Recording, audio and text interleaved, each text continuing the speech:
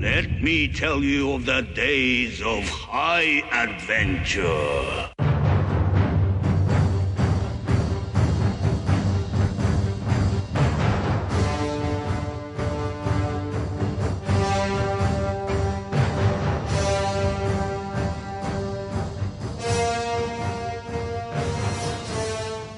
Hey, I'm Mike. And I'm Kevin. And this is 6 Degrees of Schwarzenegger, the podcast where we take a long, hard look at some of your favorite action movies from the era of Arnold. Schwarzenegger is the icon of the genre, and we're taking a deep dive into some of these 80s and 90s cult action movies and breaking them all the way down.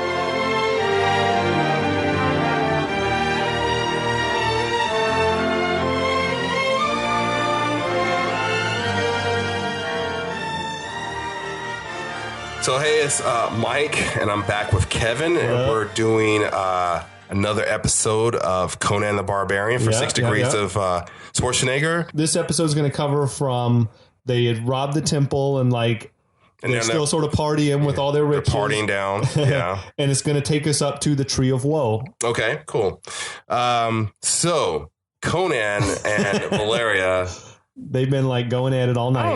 I don't know if fucking is the word I would use. Making love? They made love, man. You're romantic. Not to be sentimental or anything like that. I'll buy that. This is definitely the realest love Conan's ever felt. You know why I say that? Because Subutai, he was fucking somebody.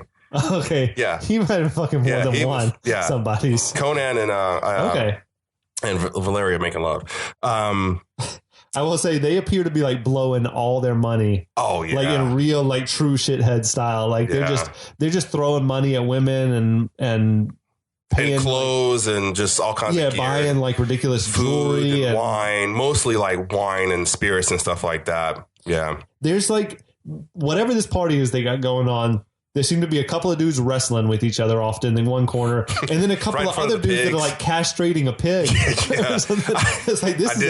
this is a party. I do remember when I saw it, I was like, are they cutting that pig's balls off? And I think they're just trying to move the pig. Conan throws the live chicken at Valeria. Yeah. And she looked genuinely startled. I don't know if that was if she knew that chicken was going to be thrown at her. Yeah, no, they're having a college party, some stuff I probably saw back in Chapel Hill. They're partying real hard. Yeah. But so having said that, they overindulge themselves. Yeah, true.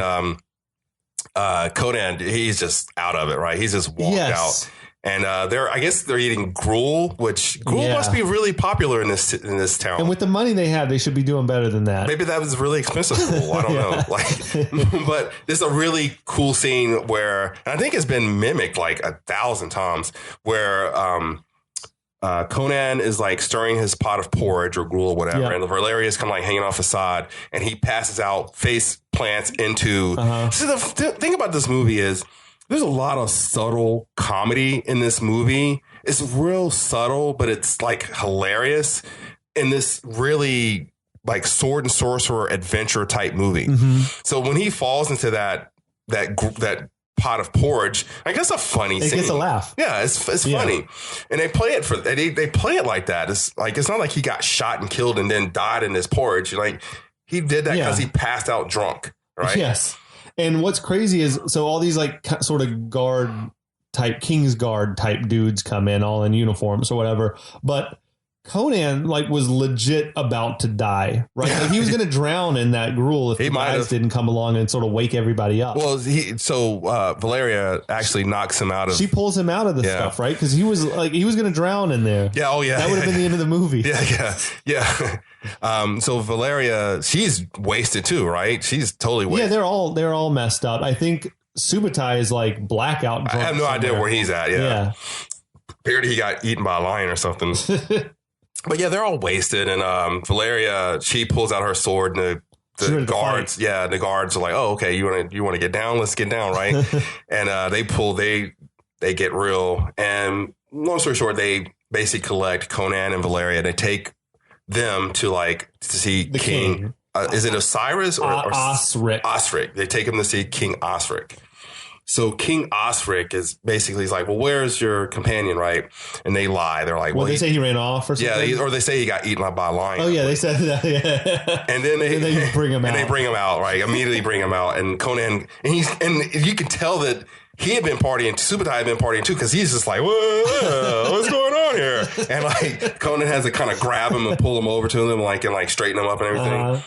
And King Osric, played by Max von Sydow. Was like legendary, great actor.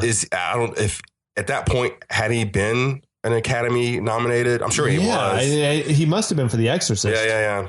Oh yeah. Mm-hmm. But yeah, like he was like, this dude's like an actor's actor. Yep. Shakespearean, all that. Which is crazy that they got this dude for this movie. Well, so what I read was that he took the role because his son was a big Conan fan and told him, you should be in the Conan movie, like when he got offered. Really? That's like Viggo Mortensen only wound up in Lord of the Rings because his son told him, you should do these movies. That's one of my favorite books. I'm trying to figure, like, what is that compared to now? Like, is somebody like, oh, you should do that Watchmen movie because I'm a big Night Owl fan?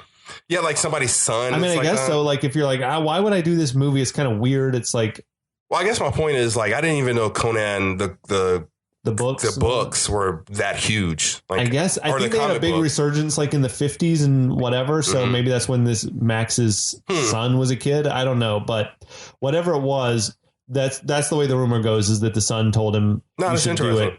And it's a tiny, like, he only has the one scene in the whole movie, but he's great in it. Well, yeah, I like comic books. I want to get more into comic books, but I didn't realize that Conan the Barbarian was like this huge, like to the point where they needed to make a movie about it. But they made a classic movie. Yeah. But I mean, I don't know if I said this before, but this is a comic book movie. Like, you never think about it that way. Yeah. But this is a comic book. It's pretty cool. Yeah. But so anyway, they have legendary actor Max von Sydow. And Arnold says like he learned a lot from watching him work.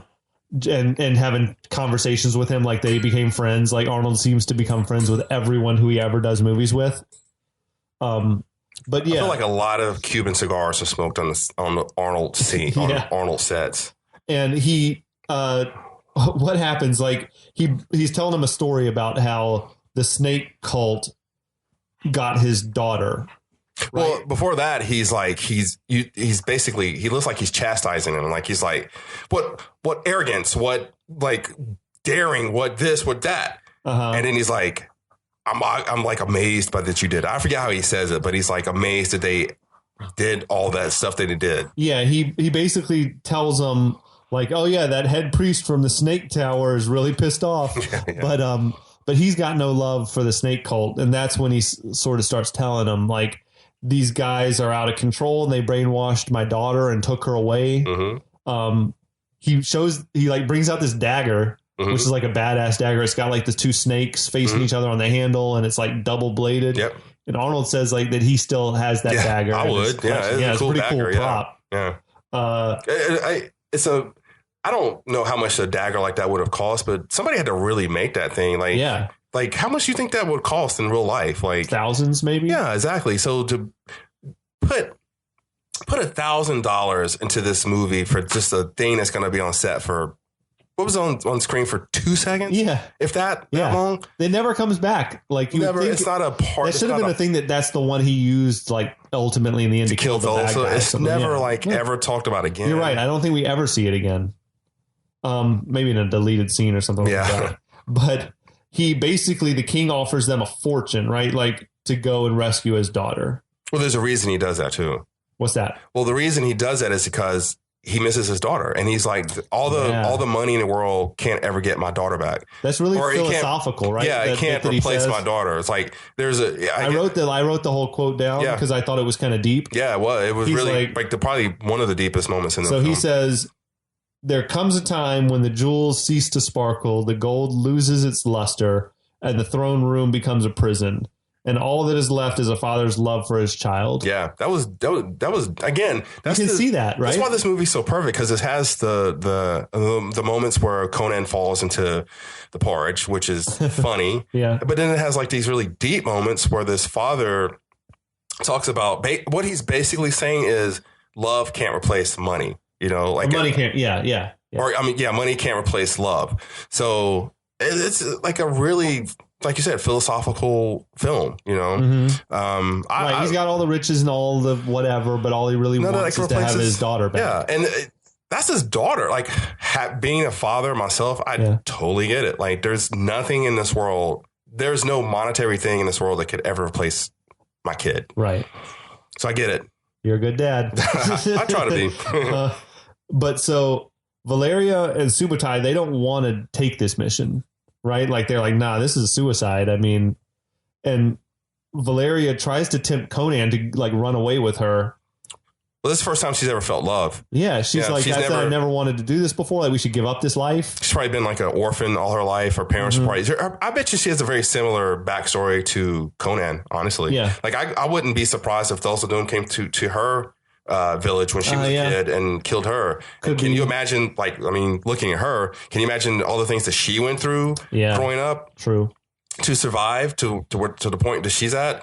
So she's like, I've never had it this good before. Let's not tempt fate. Yeah. Let's run away. Let's just run away and be happy. Because they, at that point, already have money. They don't have a lot of money, but they have money to like establish and they can always steal more. Like money, I feel like is not really an issue for them. It's more just stealing. Like, definitely. But so I think it's a little weird. Like we get the impression that Conan's like not really sold. He wants to keep on with his mission, but he does appear to like smash it one more time and then he's gone in the morning. Like, dude, man, you. I mean, so I think it's kind of a weak move though from Conan. He was just gone. Like he ghosted on her. Well, so that's not the sense I get. What I get is that he didn't want to involve her in his like, because this is like a mission that he's been on since he was like a kid, right? Like this is something that he's driven to do. And the fact that she was like saying that it's so dangerous and that we should just settle down and everything like that. At that point, he was like, oh, I don't want to bring you down with me. Right. So I think he did it more out of like compassion and love for her than. But I feel like he owed her an explanation, like not just a ghost on her. Well, so and in fact, he left her like literally the biggest jewel that they stole, right? Which tells you that he's not concerned about money. He's concerned about the quest, right? He's more concerned about finding Thulsa Doom and completing his task. Yeah. So because he could have easily just have ghosted, period, and just like left the diamond, or you could take in a diamond, all that stuff like that. But he was like, no, I'm leaving this with you and I'm going to go complete what I'm supposed to go complete. Now, I have a theory. It's a little deep. I feel like, we know Conan's brave, right? Like he'll face down a giant snake and he'll face down like an army of bad guys. But I think he's afraid to face Valeria, like have an emotional moment, like be vulnerable and all that. I think he's like afraid to have an argument with her. I mean, I think he does love her as much as he's ever loved a person. So I would agree with that if there wasn't for that one scene later on in the movie where I hate to skip ahead, but no, that's fine. There's that one scene where she dies, and then he's like, spoiler. Well, yeah, where she dies, and he's not allowed to cry for her. Oh yeah. So that makes me think that he's not necessarily afraid of getting too close, What I will, this is like changing the subject just to keep it moving. Did you get the impression from the commentary? It seemed like John Milius was in love with Sandow. Oh, yeah. Like he's all the time, he just keeps calling her a Valkyrie. Yeah. She's so beautiful. She's a Valkyrie. He was probably one of the best castings. He's like, I feel like the thirst was real from Milius. I think it's funny that if you really listen to the commentary, Conan, like Milius is talking about the film, right? And Conan's like, oh, look at me and how I did this and how I did that. He says the most obvious thing. Yeah. He's like, just basically, it's like that commentary track that's for the visually impaired. Yeah, it's like just describing what's on screen. Yeah, it's kind of funny. I love Arnold. Yeah, Arnold's the best. I can listen to him read the phone book probably.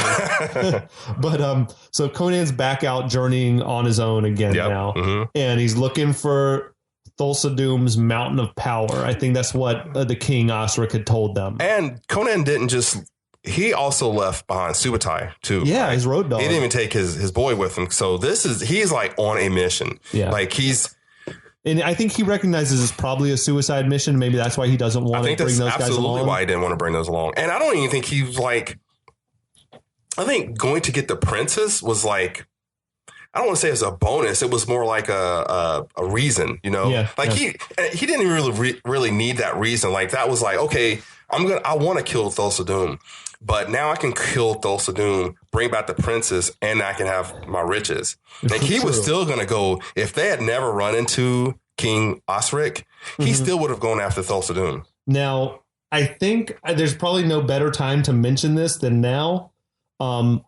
There was, I guess, a deleted scene where the Kingsguard kill King Osric. Oh, no way, really? Like, that they cut out of the movie because then they're like, well, now the audience would know that even if they rescue her, there's no money in it for them in the end.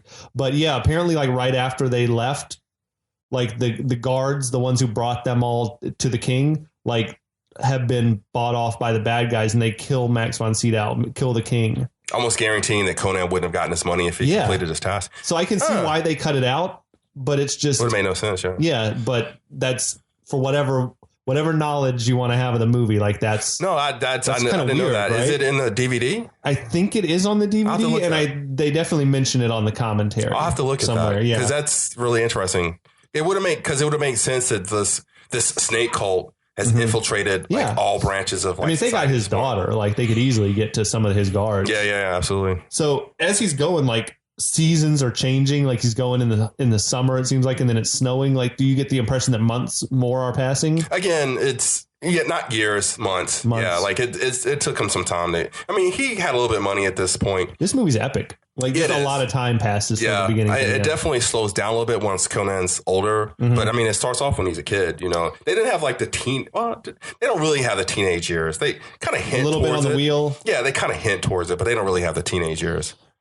So as he's traveling, that's when he comes across this like sort of, it's almost like Stonehenge. It's like stone formation. There's a bunch of skeletons around and these mounds, and that's where he finds the wizard.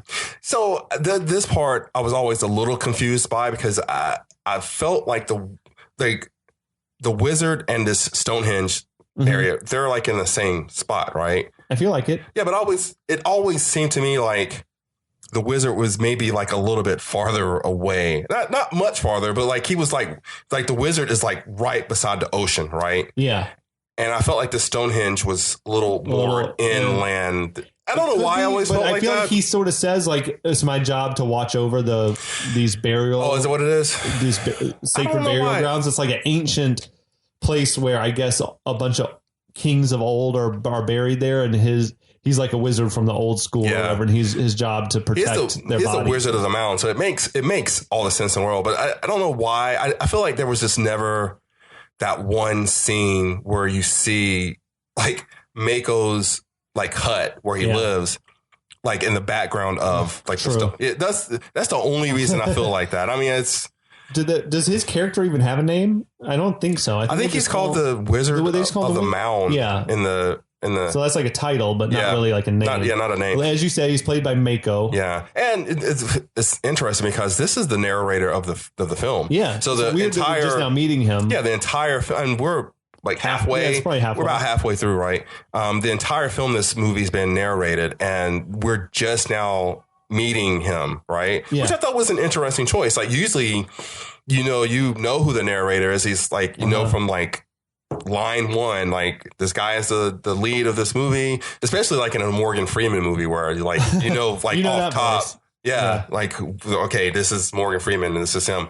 But yeah, they don't introduce this character till like well into the film. And Mako was like he was like a stage actor, but he had been doing movies for decades before this. But I think Milius said that he got him because he's seen him in a play, and he wanted to get like somebody was theatrical and somebody was like bigger than life. And he is excellent. Yeah, and somebody to really like over the top with that. It's funny, role. He sort of pops out and is threatening Conan right off the bat, like, you better watch out, I'm a wizard, I can mess you up or whatever. And like he's talking about his religion, but everyone in this world seems like really cool with religious differences. Like it never is really like a battle. You know what I mean? They're not like they're not fighting for religious reasons, like, or at least these dudes seem chill. Like they all get along with each other. Mako, and Conan and Subutai, like they all follow their own god or whatever, but they're all cool with each other. Yeah. Not like we heard today, right? No, that's why I'm like, it's kind of, I don't know if there was a message there, but like, let's just be cool with each other. Let's coexist. Yeah. And it's funny how, and I feel like this is like, I don't know if Arnold Schwarzenegger were to walk in right now, like, will we become instantaneous friends? I feel like I would. Yeah, I feel like everybody seems does like in a the friendly movie. dude. Yeah. Well, it's like that's the thing with Mako. Like Mako has like zero reason to like warm up to this random guy who just moved like came on his property. I feel like he talks shit about Mako as well, and like then they just sort of laugh at each other. Yeah, they're buddies. He's like Mako's like breathing fire and like I'm this big bad wizard type guy, and Conan just laughs at him in his face, and Mako's like, oh, you got me, let me make you dinner now. You know? I think they can bond over the fact that like the wizard is also no friend of Thulsa Doom. Like he seems to have a problem. Establish that? He makes some comment about like that he has no love for this snake cult or whatever it is. Yeah. But yeah, it's like, oh, so they're like the enemy of my enemy is my friend. Yeah. Right. Yeah. So he sort of tells Conan, well, here's where they are, here's the way to get to his mountain of power or whatever.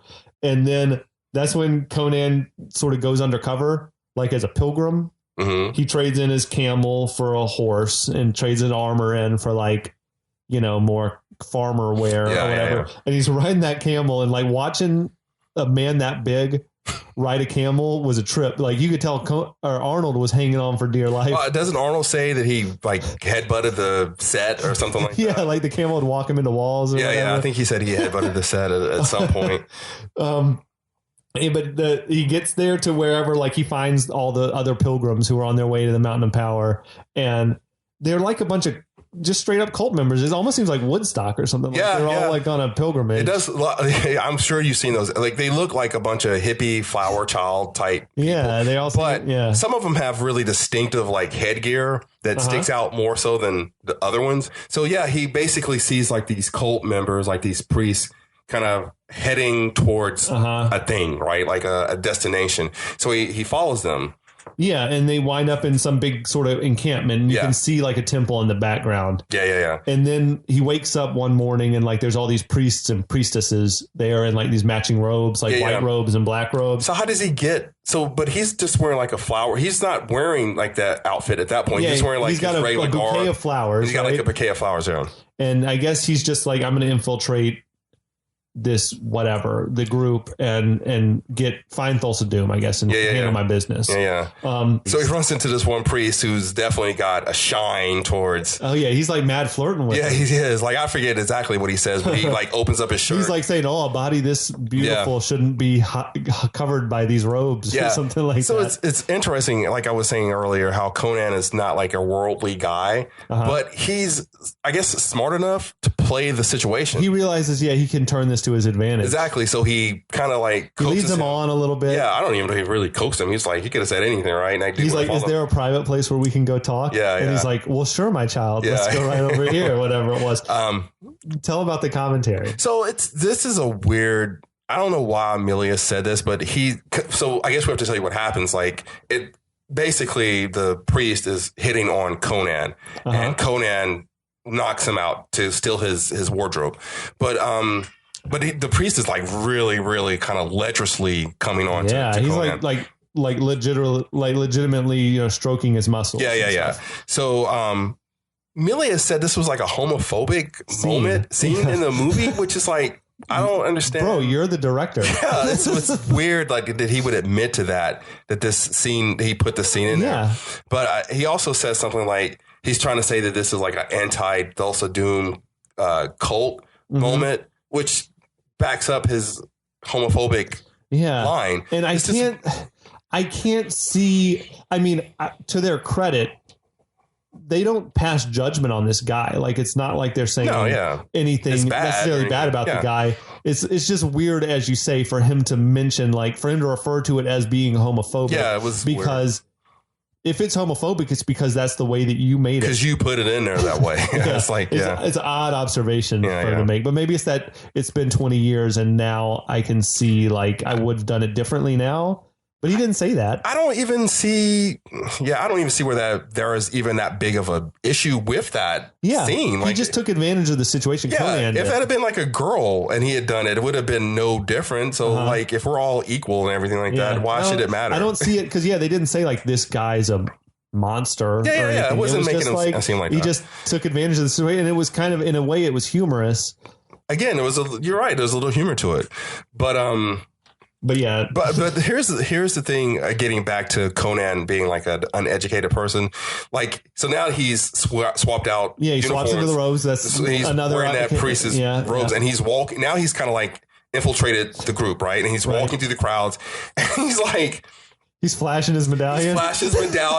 He's like giving like these half-assed like hand signals to people. Like he's praying. Like he bows to people, but it's really like half-assed. You know, if people in the know would know this guy's not doing the right hand signals or whatever. Yeah, even if you bypass the whole medallion part, you'd be like, "There's something off with this cat, right?" Yeah. But so yeah, he makes his way up to the this huge set. You know, we should talk tons of set. Extras. Yeah, I think he says like 1,500 extras on set. You don't see that in movies very often anymore. But so they built, that's a real set. They built that thing out in the middle of like Spain, I guess. So that took some time and some manpower. And some money, but they built that thing. Like you wouldn't like, again, if that movie was made today, that would have been totally CGI. Yeah. In fact, the whole villages would have been all CGI. And all the crowd, you know.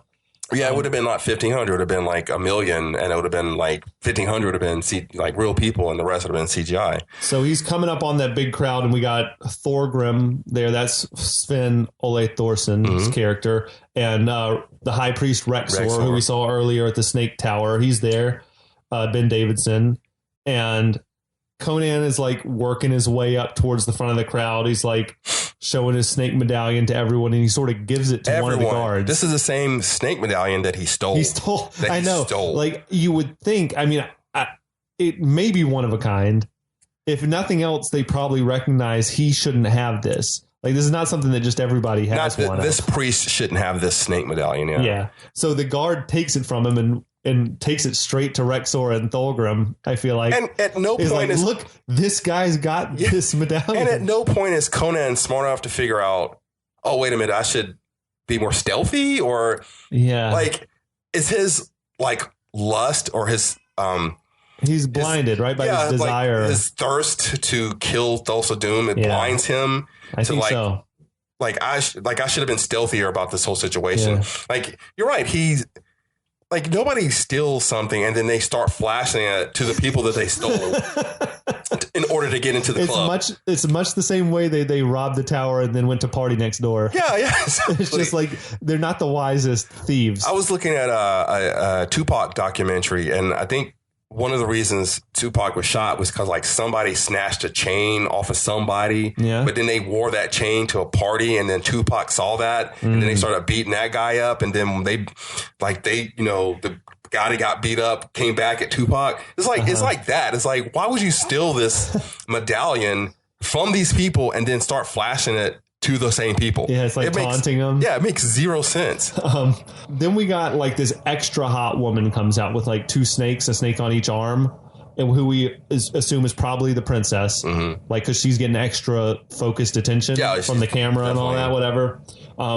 Then we got Thulsa Doom's voice, like that famous James Earl Jones voice, like booming out to the crowd, and he just announces that there's a traitor among us, and that's when Rexor and Thorgrim like grab Conan. Yeah, well, I mean, he didn't even get close to like killing. Well, I thought the way that Thulsa Doom even came out, like in that like costume, I thought was really cool. Yeah, but apparently, I don't know how he knew. I don't know if they can mentally talk to each other, but Thulsa Doom already knew that he was there. Like, how did he get That's true. There were no cell phones, text messages. Yeah, how did he get word that quick that there was already an infidel amongst That's a good question. Amongst the group. But anyway, so... But yeah, they snatch up Conan. Yeah, they call him an infidel, and they catch him and everything like that. And then I guess they take him to like a cave or something like that. Yeah, they got him like whatever, and somewhere in the temple somewhere, and they're roughing him up, interrogating him. It seems like so Thulsa's like kind of, I don't want to say he's being petty, but he like seems more intent on like getting his big jewel back.